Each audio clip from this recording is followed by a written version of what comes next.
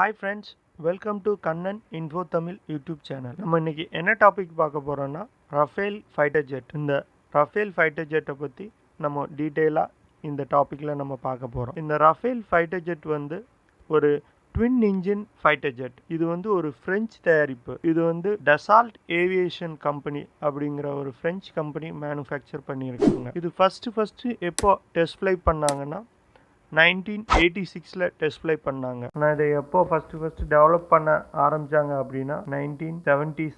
French வந்து அவங்களோட ஏர்ஃபோர்ஸை வந்து மாடர்னைஸ் பண்ணணும் அப்படின்னு நிறைய யூரோப்பியன் கண்ட்ரீஸ், யூகே அவங்க கூடலாம் நிறைய அக்ரிமெண்ட்ஸ் போட்டு அவங்கக்கிட்ட இருந்து நிறைய டீட்டெயில்ஸ் வாங்கி டெவலப் பண்ண ட்ரை பண்ணாங்க. ஆனால் அந்த அக்ரிமெண்ட்ஸ் எதுவுமே சரியாக ஒர்க் ஆகலை. அதனால அவங்களே சொந்தமாக அவங்களோட ஃபைட்டர் ஜெட் ப்ராஜெக்டை முன்னிறுத்தாங்க. அதில் அவங்க தேர்ந்தெடுத்த கம்பெனி தான் வந்து டசால்ட் ஏவியேஷன். இந்த டசால்ட் ஏவியேஷனோட ஃபஸ்ட்டு ப்ராடக்ட் வந்து மிராஜ் 2000. இந்த மிராஜ் 2000 வந்து நம்ம இந்தியன் ஏர்ஃபோர்ஸ்லேயும் நம்ம யூஸ் பண்ணிகிட்டு இருக்கிறோம். நம்மளுக்கு இந்த மிராஜ் 2000 வந்து இந்த கார்கில் வாரில் நம்மளுக்கு ரொம்ப யூஸ்ஃபுல்லாக இருந்துச்சு. நம்ம நிறைய டெரரிஸ்ட்டை நம்ம பாம்பு பண்ணுறதுக்கு மிராஜ் 2000 நம்ம யூஸ் பண்ணோம். ஏன்னா நம்மளோட ரக விமானங்கள் வந்து நம்ம 2 பிளேன்ஸை நம்ம கார்கில் வாரில் நம்ம இழந்தோம். ஆனால் மிராஜோட சுப்பீரியாரிட்டினால நம்ம வந்து கார்கில் வாரில் நம்ம நல்லா பெர்ஃபார்ம் பண்ண முடிஞ்சுது. இப்போ லேட்டஸ்டாக நம்ம பாகிஸ்தானில் நடத்தின பாலகோட் ஸ்ட்ரைக், இந்த பாலகோட் ஸ்ட்ரைக்லேயும் நம்ம மிராஜ் 2000 தான் நம்ம யூஸ் பண்ணியிருந்தோம். இப்போ அடுத்ததான் இந்தியாவுக்கு வர்ற ஃப்ரெஞ்ச் ப்ராடக்ட் வந்து ரஃபால் அப்படின்னா வேகமான காத்து அப்படின்னு அர்த்தம். இதோட கான்ஃபிகரேஷன்ஸ் என்னன்னு பார்க்கலாம். இதோட டாப் ஸ்பீட் வந்து 2200 km/h. இதோட ரேஞ்ச் வந்து 4200 km. ரொம்ப தூரம் எனிமி டெரிட்டரிக்குள்ள நம்ம இன்ட்ரூட் பண்ணி நம்மளால அட்டாக் பண்ண முடியும். இதோட அப்ரோச் ஸ்பீடு வந்து less than 120 knots. இந்த அப்ரோச் ஸ்பீடு கம்மியா இருந்துச்சு அப்படின்னா நம்மளால ஈஸியா லேண்ட் பண்ண முடியும் ஃபைட்டர் ஜெட்ஸை. இந்த அப்ரோச் ஸ்பீடு கம்மியா இருந்துச்சுன்னா நம்மளோட ஏர்கிராஃப்ட் கேரியர்ல கூட நம்ம வந்து ஈஸியா லேண்ட் பண்ண முடியும். இதோட மேக்ஸிமம் த்ரஸ்ட் வந்து 2 × 7.5 tons. இதோட மேக்ஸிமம் ஃப்ளையிங் ஆல்டிடியூட் எவ்வளோ அப்படின்னா 50,000 feet. இந்த ரஃபேல் ஃபைட்டர் ஜெட்டை ஃபஸ்ட்டு ஃப்ரெஞ்ச் நேவியில் தான் இண்டக்ட் பண்ணாங்க 2004. அதுக்கப்புறம் 2006 ஃப்ரெஞ்ச் ஏர்ஃபோர்ஸில் இண்டக்ட் பண்ணாங்க. இந்த ரஃபேல் ஃபைட்டர் ஜெட் வந்து கம்ப்ளீட்லி ஒரு வெர்சடைல் ஃபைட்டர் ஜெட். இதனால் நிறைய type of combat missions carry out பண்ண முடியும்.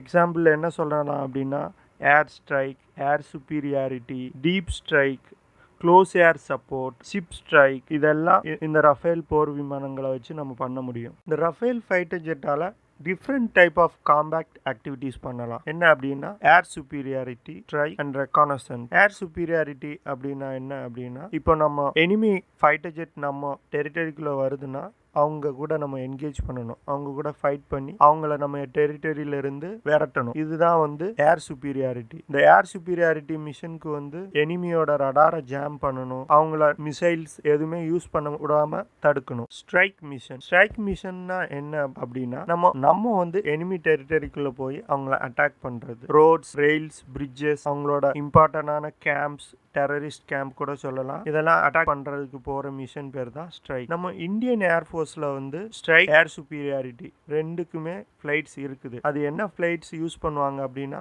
MiG-29 யூஸ் பண்ணுவாங்க. அதுக்கு அடுத்தால மிராஜ் 2000, இந்த 2 ஃப்ளைட்ஸும் யூஸ் பண்ணுவாங்க. மிராஜ் 2000 வந்து ஸ்ட்ரைக்குக்கும் யூஸ் பண்ணலாம், ஏர் சுப்பீரியாரிட்டிக்கும் யூஸ் பண்ணலாம்.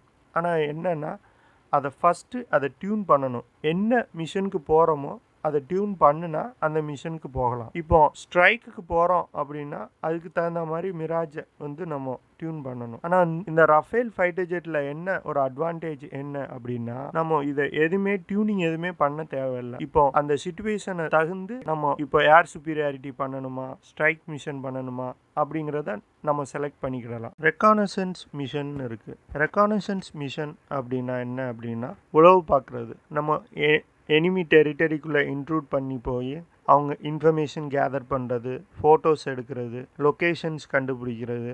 இப்போ டெரரிஸ்ட் கேம்ப், அவங்களோட முக்கியமான இன்ஸ்டலேஷன்ஸ்லாம் எங்கெங்கே இருக்குது, அவங்க என்ன ஆக்டிவிட்டி பண்ணிட்டு இருக்காங்க அப்படிங்கிற இன்ஃபர்மேஷன் கேதர் பண்ணுறது. அவங்கள நம்ம எங்கே அட்டாக் பண்ணால் அவங்களுக்கு வந்து டேமேஜ் ஜாஸ்தியாக இருக்கும், இந்த மாதிரி இன்ஃபர்மேஷன்ஸ் கேதர் பண்ணுறதுக்கு ரெக்கானசன்ஸ் பிளேன் நம்மக்கிட்ட இருக்குது.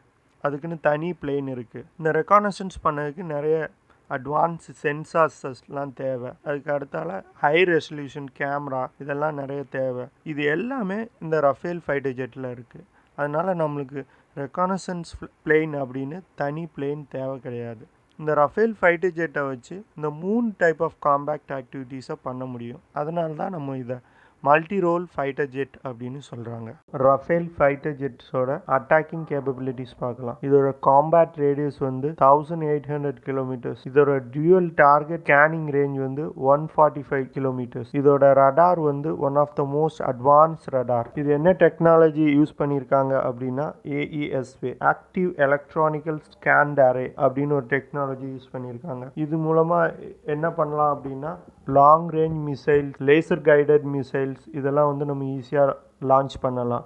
எனிமி டார்கெட்டை நம்ம ஈஸியாக லொக்கேட் பண்ணலாம். இதுக்காக இந்த ரடார் யூஸ் பண்ணுறாங்க. அடுத்தால இதில் 14 ஹாட் பாயிண்ட்ஸ் இருக்குது. ஹாட் பாயிண்ட்ஸ் அப்படின்னா ஒரு மிஷனுக்கு போகிறதுக்கு முன்னாடி அந்த ஃப்ளைட்டில் லோட் பண்ணுற பாயிண்ட்ஸ்னு சொல்லலாம். அதில் வந்து மிசைல்ஸ், சென்சார்ஸ் இதெல்லாம் வந்து நம்ம லோட் பண்ணிக்கலாம். இதில் வந்து செல்ஃப் ப்ரொடெக்ஷன் ஸ்வீட்னு ஒரு டெக்னாலஜி இருக்குது ரஃபேலில். அது என்ன அப்படின்னா இப்போ ரஃபேலை நோக்கி ஏதாவது இன்கமிங் மிசைல்ஸ் வருது அப்படின்னா, எனிமி மிசைல்ஸ் வருதுன்னா அதில் இருந்து தன்னைத்தானே தற்காத்துக்கிறதுக்கான ஒரு கேப்பபிலிட்டி இதுக்கு இருக்குது. அடுத்தால ரஃபேலில் வந்து one of the smartest cockpit இருக்குது. இது மூலமாக பைலட்டுக்கு ஒரு பெரிய அட்வான்டேஜ் கிடைக்குது. என்ன அப்படின்னா பைலட் வந்து ஃபைட்டில் கான்சன்ட்ரேட் பண்ணலாம். பிளைனை ஓட்டுறதுல அவர் வந்து கொஞ்சம் கம்மியாக கான்சன்ட்ரேட் பண்ணிவிட்டு அவர் டயத்தை ஃபுல்லாக ஃபைட்டில் கான்சன்ட்ரேட் பண்ணலாம்.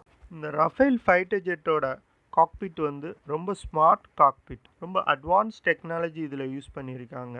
HOTAS அப்படின்னு ஒரு டெக்னாலஜி யூஸ் பண்ணியிருக்காங்க. இதோட ஃபுல் ஃபார்ம் என்னென்னா hands on throttle stick control. இந்த காக்பிட் வந்து heads up wide angle holographical display mount பண்ணியிருக்காங்க.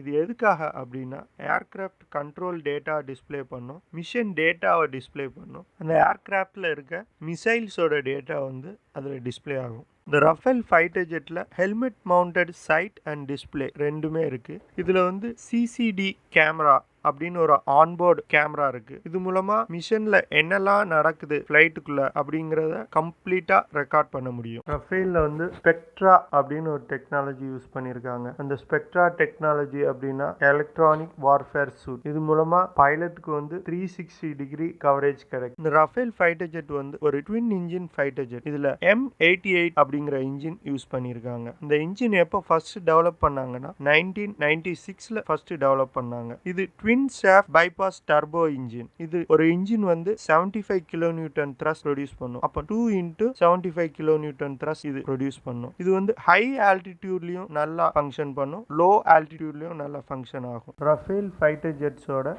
டைமென்ஷன்ஸ் அண்ட் ஷேப் இதை பற்றி பார்க்கலாம். ரஃபேல் ஃபைட்டர் ஜெட்டோட லென்த் வந்து 15.3 மீட்டர்ஸ். இதோட ஹைட் வந்து 5.3 மீட்டர்ஸ். இதோட விங் ஸ்பேன் வந்து 10.9 மீட்டர்ஸ். இது வந்து டெல்டா விங் கான்ஃபிகரேஷன் சொல்லுவாங்க. அந்த ரஃபேல் ஃபைட்டர் ஜெட்டை பார்த்தீங்கன்னா அது வந்து ஒரு டெல்டா சிம்பிள் பார்த்துருப்பீங்கல்ல, அந்த ஷேப்பில் இருக்கும். அடுத்தால இந்த ரஃபேல் ஃபைட்டர் ஜெட்டோட பைலட்டோட காக்பிட் பக்கத்தில் நீங்கள் பார்த்தீங்கன்னா ஒரு சின்ன விங்ஸ் மாதிரி இருக்கும். அது பேர் கெனாட் விங்ஸ்னு சொல்கிறாங்க. அந்த கெனாட் விங்ஸ் எதுக்காக யூஸ் பண்ணுறாங்க அப்படின்னா ஃபாஸ்ட்டாக அதை வந்து டேர்ன் பண்ணுறதுக்கு, அதோட அஜிலிட்டிக்காக யூஸ் பண்ணக்கூடியது. இதோட டோட்டல் டேக் ஆஃப் வெயிட் எவ்வளோ அப்படின்னா 24,500 கிலோகிராம்ஸ். இதோட லோட் கேரிங் கெப்பாசிட்டி என்ன அப்படின்னா 9,500 கிலோகிராம்ஸ். இதோட செல்ஃப் வெயிட் எந்த வெப்பன்ஸும் லோட் எதுவும் இல்லாமல் 16,000 கிலோகிராம்ஸ். இந்த ரஃபேல் ஃபைட்டர் ஜெட்ஸோட வெப்பன்ஸ் அண்ட் மிசைல் சிஸ்டத்தை பற்றி பார்க்கலாம். ரஃபேல் ஃபைட்டர் ஜெட்டில்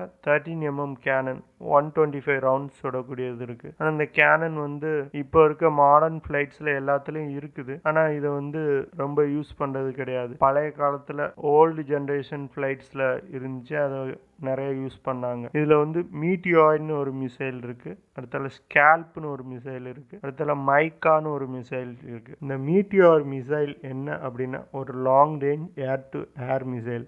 இதோட ஆப்ரேட்டிங் ரேஞ்ச் வந்து 150 கிலோமீட்டர். இதோட ஸ்பீடு வந்து 4939 கிலோமீட்டர்ஸ் பெர் ஹார். இதில் ஸ்கேல்ப்னு ஒரு மிசைல் இருக்கு. இது வந்து air launch cruiser missile. Operating range வந்து 560 கிலோமீட்டர். ஸ்பீடு வந்து 1000 கிலோமீட்டர்ஸ் பெர் ஹார். இது வந்து ஒரு பெரிய அட்வான்டேஜ். இந்த ஸ்கேல்ப் மிசைல் இருந்துச்சுன்னா நம்ம எனிமி டெரிட்டரிக்குள்ள போகாமலே வெளியே இருந்துட்டு நம்ம எனிமி டெரிட்டரியில அட்டாக் பண்ணலாம். இது வந்து ஒரு லாங் ரேஞ்ச் மிசைல். மைக்கான ஒரு மிசைல் ரஃபேல்ல இருக்கு. இது air to air missile. Operating range வந்து 80 கிலோமீட்டர். ஸ்பீடு வந்து 4939 கிலோமீட்டர்ஸ் பெர் ஹார். இந்த ரஃபேல் ஃபைட்டர் ஜெட்ஸை வந்து நிறைய நாடுகளில் காம்பேக்ட் மிஷன்ஸுக்கு யூஸ் பண்ணியிருக்காங்க. எங்கெல்லாம் அப்படின்னா Afghanistan, Libya, Syria, Iraq, Qatar, இந்த மாதிரி நாடுகள்லாம் காம்பேக்ட் மிஷன்ஸுக்கு ரஃபேல் ஃபைட்டர் ஜெட்ஸை யூஸ் பண்ணியிருக்காங்க. இந்த ரஃபேல் ஃபைட்டர் ஜெட்ஸ் மூலமாக ரொம்ப ப்ரிசைஸாக டார்கெட் அட்டாக் பண்ண முடியும். இப்போ வந்து நம்ம ஒரு பில்டிங்கில் ஒரு 5 ஃப்ளோர்ஸை மட்டும் அட்டாக் பண்ணணும்னா